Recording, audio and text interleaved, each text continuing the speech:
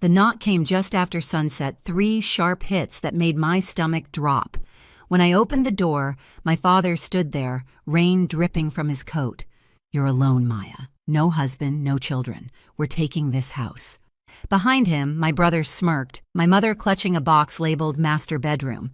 The same family who once threw me out into a storm when I was jobless now wanted everything I'd built. I didn't scream, I didn't cry, I just looked at them, calm, steady, and reached for my phone. What happened next? None of them ever saw coming.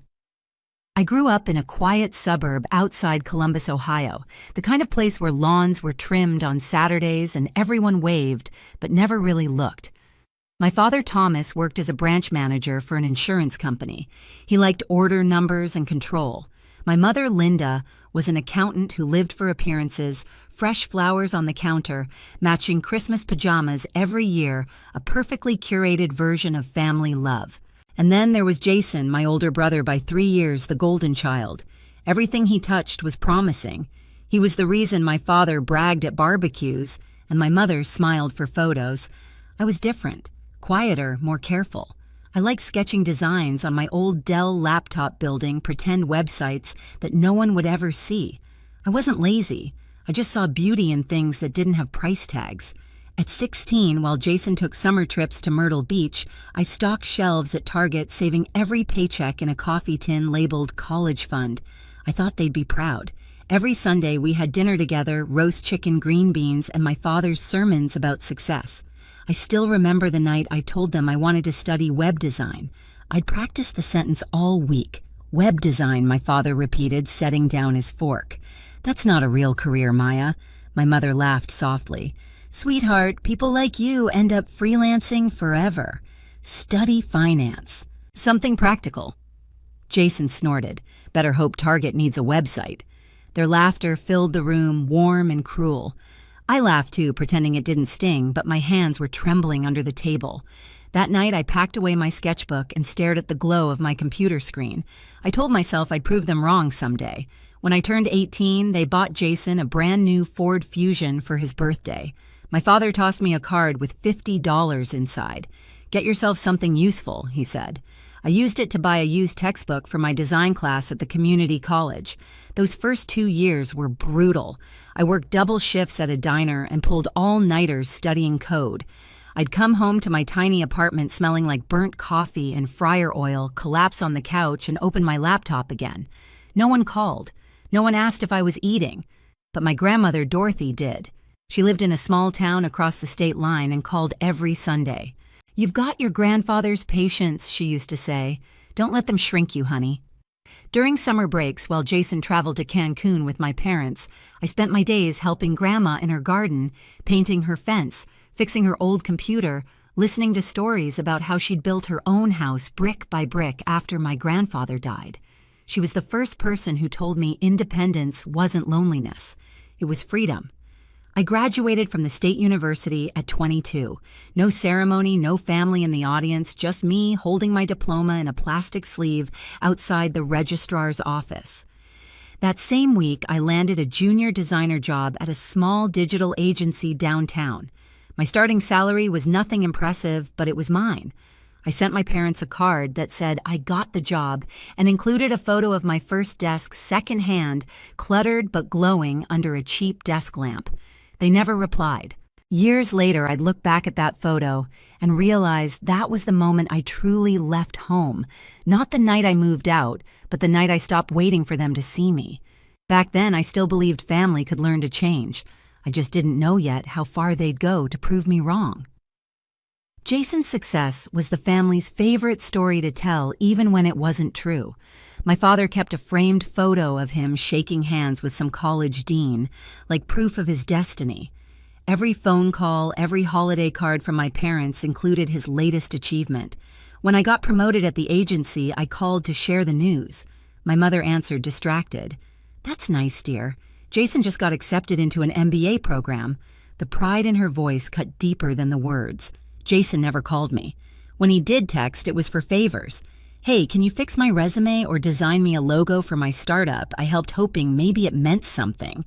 It didn't. The distance between us grew quietly like dust. No one bothers to clean. During one Christmas visit, my father poured wine and made another toast to Jason. To the one carrying the Thompson legacy forward. Jason grinned. My mother leaned over to him and whispered, "You've always been the one."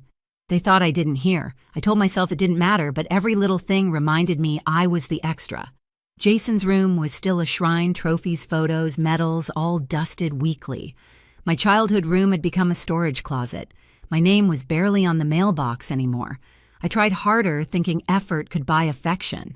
I sent gifts on birthdays, helped them file their taxes, even drove 3 hours once when their Wi-Fi router broke. No one thanked me.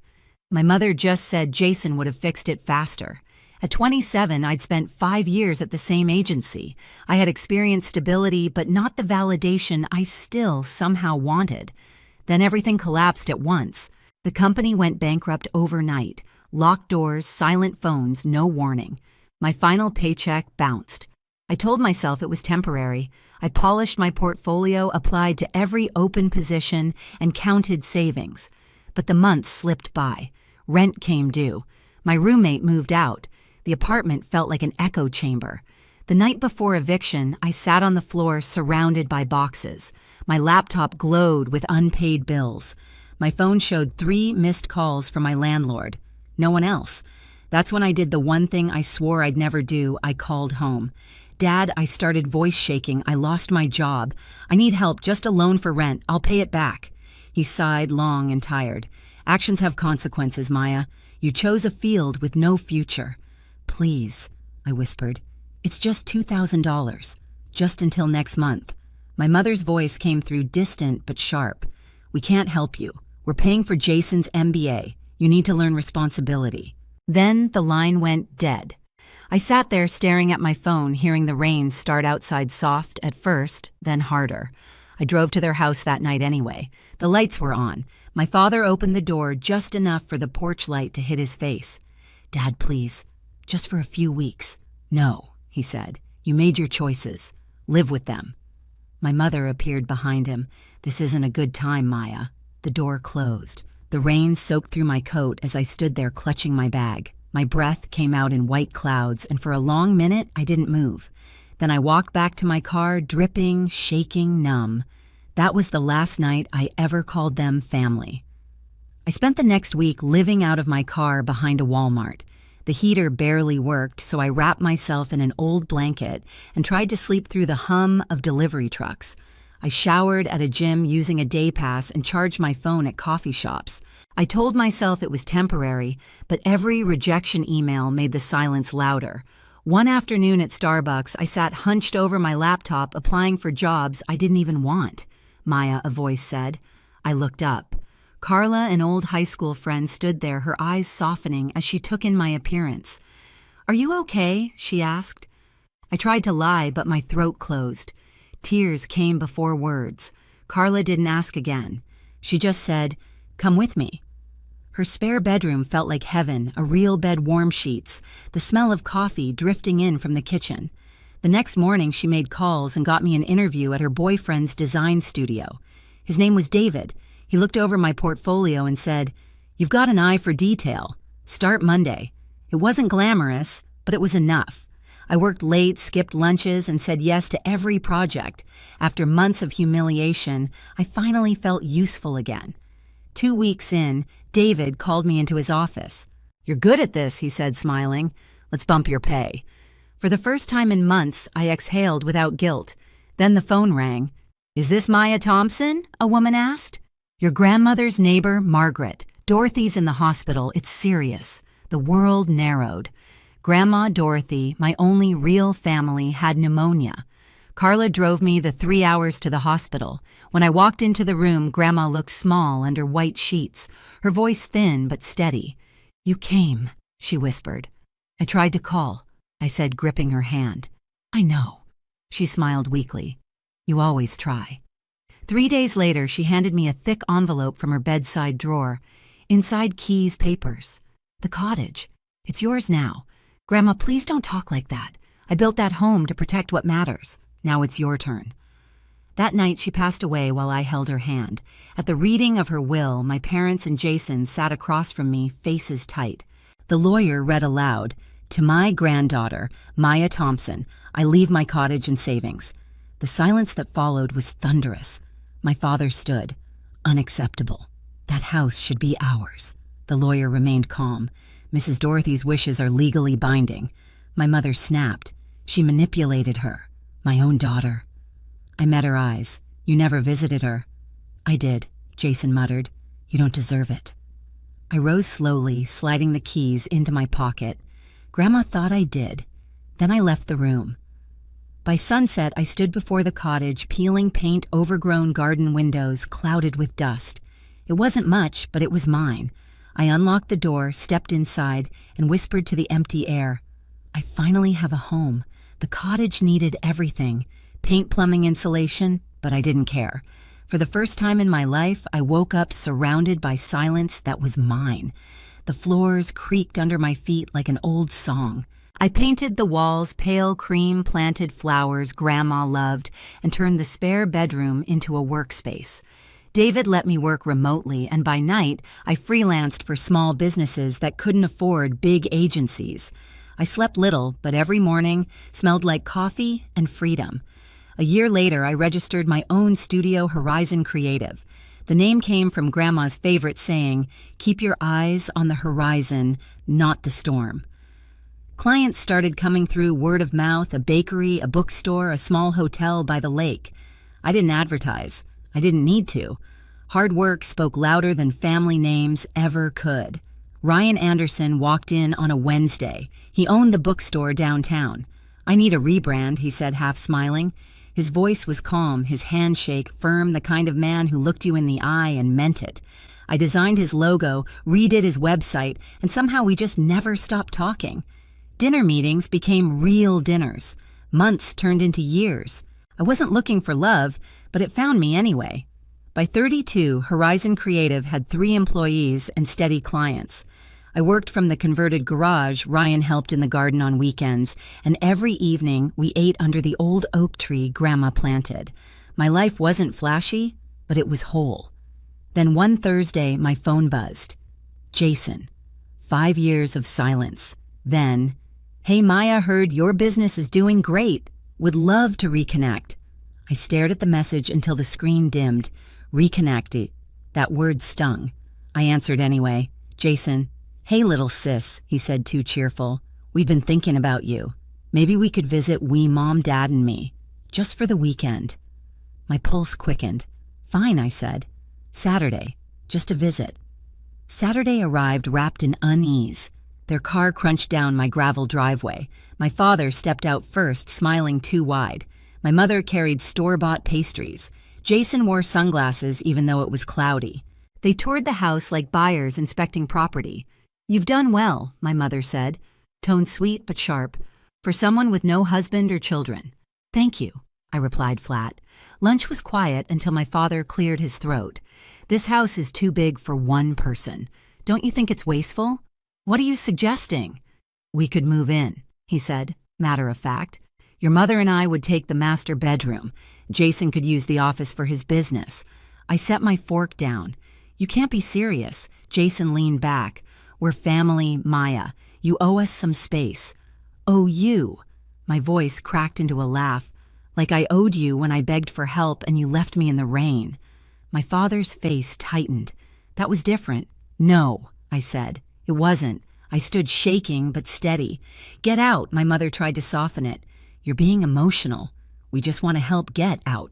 They left with stiff backs and forced smiles, but something in my father's eyes warned me it wasn't over. 3 weeks later, Ryan and I drove to Chicago for a design conference.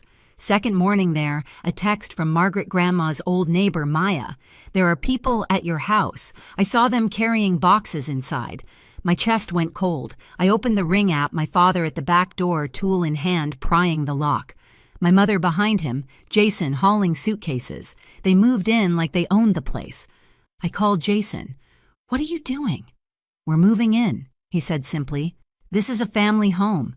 You're alone. No husband, no children. You don't need it. You broke in. We have every right. Try to stop us and we'll contest Grandma's will." My hands trembled, but my voice didn't. "Try me." We drove 4 hours straight home. My house, my home looked different. Curtains drawn lights on their cars in the driveway.